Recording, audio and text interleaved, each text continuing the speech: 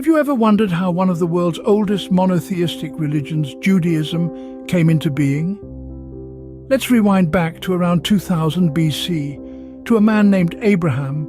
He's not just any man, but the patriarch of Judaism.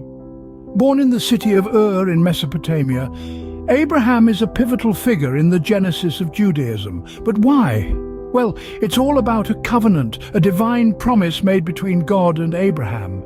According to the Torah, God promised Abraham not only a fruitful lineage, but also the land of Canaan.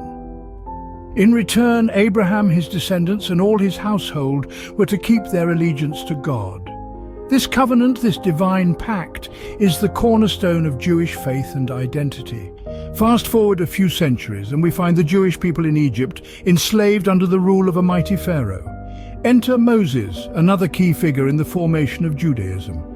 Moses is not just a liberator, but a prophet, leading his people out of Egypt in an event known as the Exodus. This journey, fraught with hardship and miracles, culminates at Mount Sinai, where Moses receives the Ten Commandments from God. These commandments, these divine laws, form the ethical and moral backbone of Judaism. They govern everything from worship to interpersonal relationships, setting a path for righteous living. So in essence, Moses not only frees his people physically from the shackles of slavery, but also spiritually, guiding them towards a moral and ethical life under the watchful eyes of their God.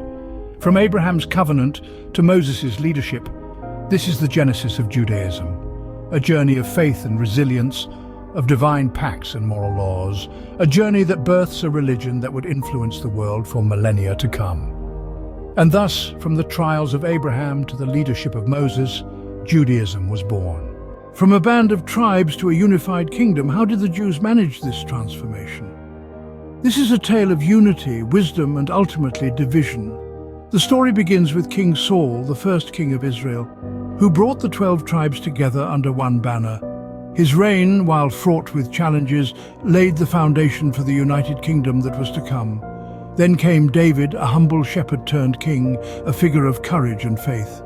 He built upon Saul's foundation, expanding the kingdom's boundaries and establishing Jerusalem as the capital. Known for his psalmody, David's rule was a time of relative peace and prosperity, setting the stage for his son Solomon. Solomon, the king of peace, was renowned for his wisdom and grandeur. His most significant achievement was the construction of the first temple in Jerusalem. This sacred edifice became the spiritual heart of the Jewish nation, a place where they could collectively worship and offer sacrifices to God. Solomon's reign was marked by unprecedented wealth and wisdom, yet it also sowed the seeds of division. After Solomon's death, the kingdom split into two, the northern kingdom known as Israel and the southern kingdom known as Judah. This division was more than just geographical, it was a schism that ran deep, affecting politics, religion and culture. The northern kingdom, consisting of 10 tribes, was larger but less stable, while the southern kingdom, comprising 2 tribes, was smaller but had the advantage of housing the revered city of Jerusalem. This division, however, wasn't merely a political reshuffling.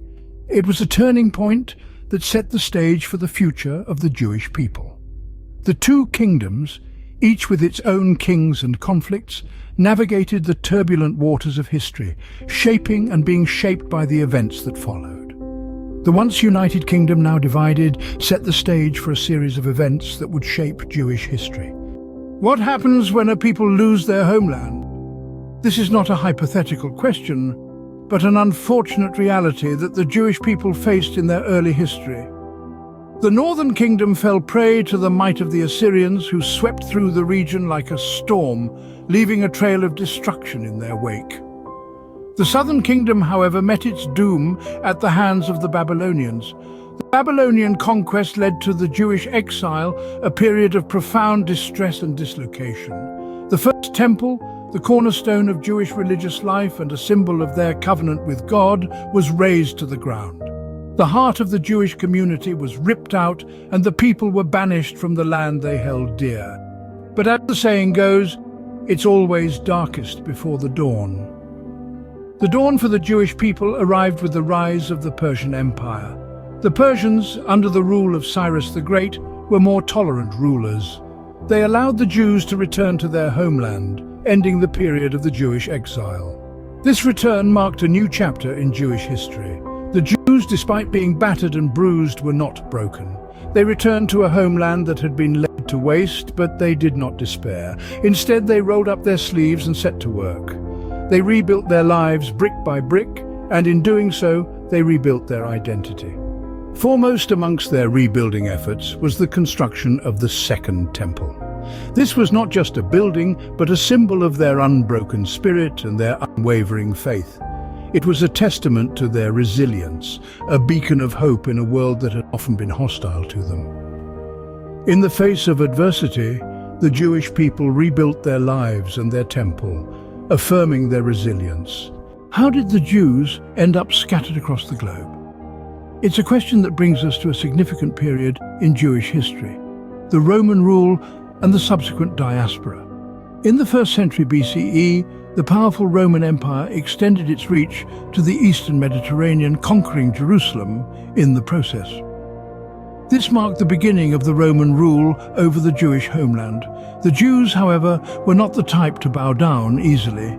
In the face of Roman oppression, the Jewish community rose in revolt not once, but twice. The first revolt, known as the Great Revolt, began in the year 66 CE. It was a valiant attempt by the Jews to reclaim their homeland. However, the mighty Roman Empire crushed the rebellion, resulting in the destruction of the Second Temple in the year 70 CE. This was a devastating blow to the Jewish community, for the temple was not only a place of worship, but also a symbol of their identity and nationhood. Yet the spirit of the Jews remained unbroken.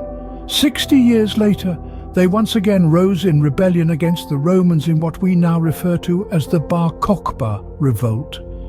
The outcome, unfortunately, was no different from the first. The Romans quelled the rebellion, and the aftermath was a period of immense suffering for the Jews. Following these revolts, the Romans took a drastic measure. They expelled the Jews from Jerusalem, marking the start of the Jewish diaspora.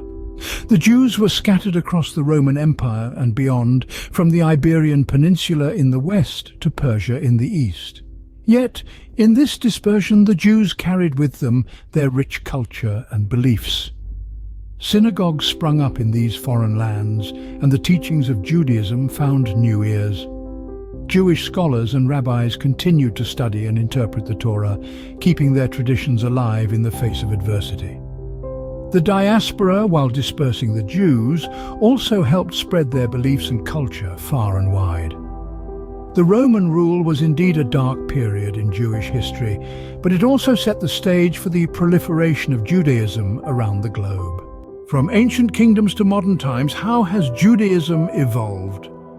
Let's dive into that. Today, Judaism is not a monolithic entity, but a vibrant tapestry of different sects, each with its own interpretations and practices. Some of the most prominent Jewish sects include Orthodox, Conservative, and Reform Judaism. Orthodox Judaism, for instance, adheres strictly to traditional Jewish law and rituals. Conservative Judaism, on the other hand, seeks a balance between adherence to Jewish law and engagement with the modern world. Reform Judaism, meanwhile, emphasizes ethical teachings over ritual observance and is the most liberal of the three. In 1948, a monumental event occurred: the establishment of Israel as a Jewish state. This was a significant milestone, marking the first time in nearly 2,000 years that the Jewish people had a homeland. The establishment of Israel has been both a source of celebration and contention, making it a central issue in contemporary Jewish life. In the 21st century, Jews around the globe face both challenges and opportunities. Anti-Semitism, unfortunately, persists in various forms. Yet Jews have also made significant achievements in various fields, from science and technology to arts and culture. Jewish thinkers continue to influence philosophical and ethical debates, while Jewish traditions enrich global culture. Today, the Jewish people are also grappling with questions of identity and continuity. How can they maintain their unique heritage while also adapting to a rapidly changing world? This is a question that each generation must answer in its own way. In our journey through the annals of Jewish history, We've seen the Jewish people endure exile and return, division and reunification, persecution and triumph. Through it all, their faith has remained a constant, guiding them through the darkest of times and the brightest of days. Despite the trials and tribulations, Judaism has not only survived but thrived, shaping much of the world as we know it. And today, as in the past, Judaism continues to evolve, its story a testament to the resilience and vitality of the Jewish